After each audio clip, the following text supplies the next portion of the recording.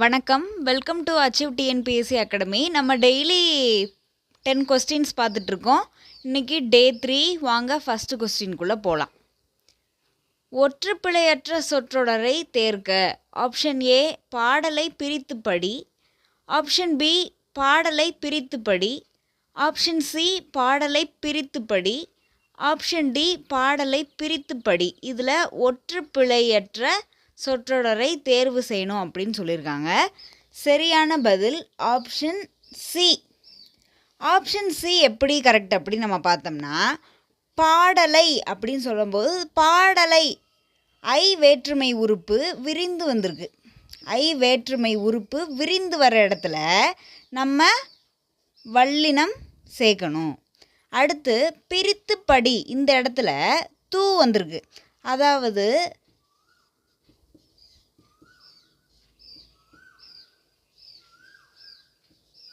குசுடு துபுரு எழுத்துகள் வரும்போது குசுடு துபுரு இந்த தூ எழுத்து வந்திருக்கா, அப்போது அதுக்கு முன்னாடி வல்லின மெய்யெழுத்து வரும்போது இங்கே வல்லினம் மிகும்.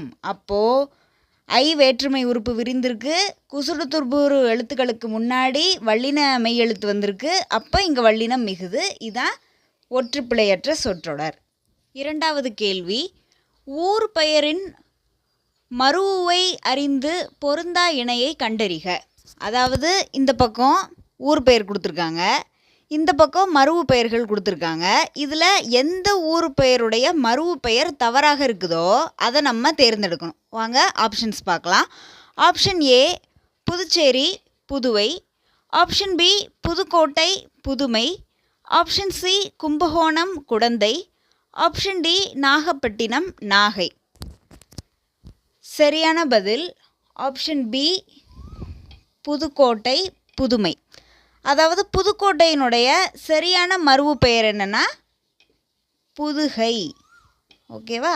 இங்கே புதுகை, இங்கே புதுமைன்னு கொடுத்துருக்கிறது தப்பு. தவறானதை தேர்ந்தெடுங்கன்னு சொல்லிட்டாங்க, தவறானதை நம்ம சுட்டி காமிச்சிட்டோம். அடுத்த கேள்வி, பழமொழியை நிரப்புக.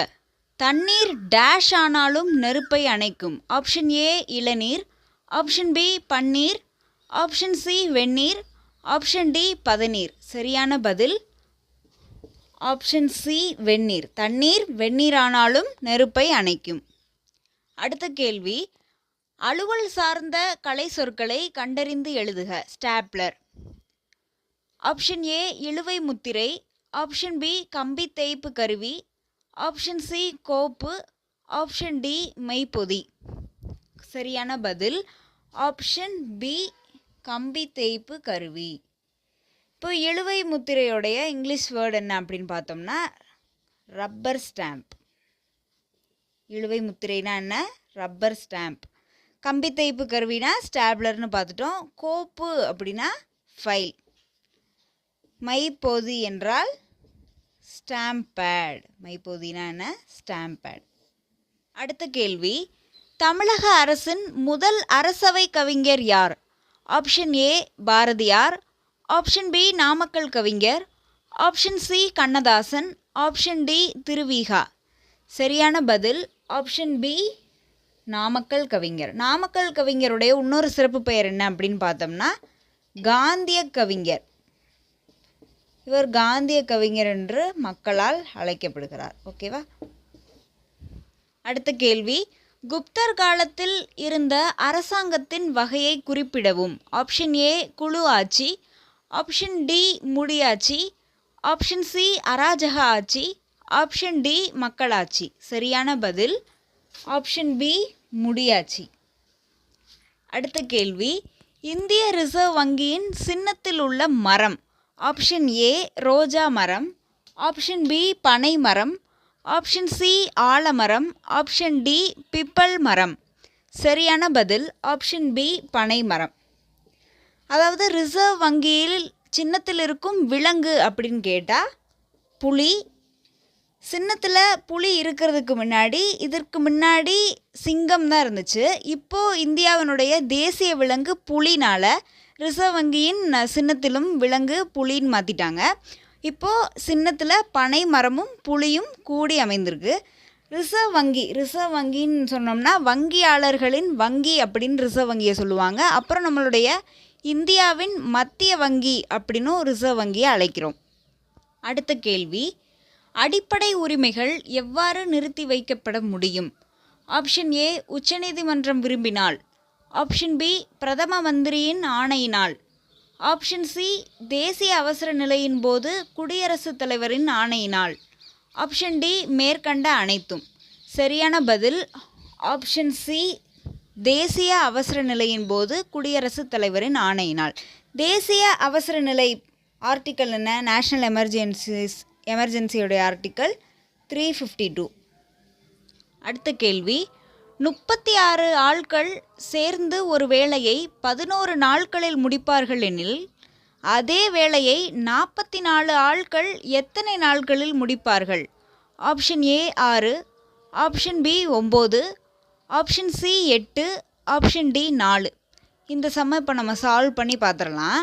அதாவது டைம் அண்ட் ஒர்க்லேருந்து இந்த சம்மை கேட்டிருக்காங்க. இப்போது 36 ஆட்கள் சேர்ந்து ஒரு வேலையை 11 நாளில் முடிக்கிறாங்க. 36 ஆட்கள் 11 நாளில் ஒரு வேலையை முடிச்சிட்டாங்க. இதே 44 பீப்புள்ஸ் இருந்தால் எத்தனை நாட்களில் அதே ஒர்க்கை முடிக்க முடியும்னு கேட்குறாங்க. 44 ஆட்கள் இருந்தால் எத்தனை நாள் ஆகும் அந்த வேலையை முடிக்க? இப்போது 36 இருக்கிற இடத்துல இப்போ நம்மளுக்கு 44 ஆட்கள் இருக்காங்க. அப்போ எண்ணிக்கை உயருது. ஆட்கள் கூடுனா நம்ம சீக்கிரமாகவே அந்த வேலையை முடிச்சிடலாமா? இப்போ கால்குலேஷன் போடுவோம். முன்னாடி 36 ஆட்கள் இருந்தாங்க, 11 நாளில் முடிச்சிட்டாங்க. இப்போ 44 ஆட்கள் இருக்காங்க, முடிக்க எத்தனை நாள் ஆகும்? கேன்சல் பண்ணி பார்ப்போமா? இது 4 டேபிளில் 9 times 11 times 11 9. Correct answer option B.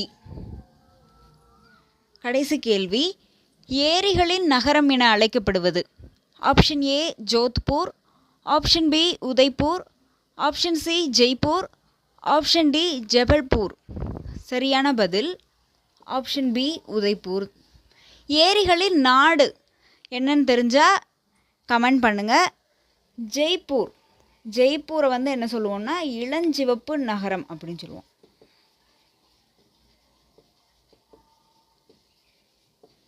இளஞ்சிவப்பு நகரம் என்று அழைக்கப்படுவது ஜெய்ப்பூர். ஏரிகளின் நகரம் என்று அழைக்கப்படுவது உதய்பூர். ஏரிகளின் நாடு என்னன்னு தெரிஞ்சால் நம்ம கமெண்ட் பாக்ஸில் கமெண்ட் பண்ணுங்கள். இந்த வீடியோ பிடிச்சிருந்தா லைக் பண்ணுங்கள், ஷேர் பண்ணுங்கள். வீடியோ பார்க்குறவங்க சப்ஸ்கிரைப் பண்ணாமல் பார்த்துட்டு இருந்தீங்கன்னா சப்ஸ்கிரைப் பண்ணுங்கள். நன்றி, வணக்கம்.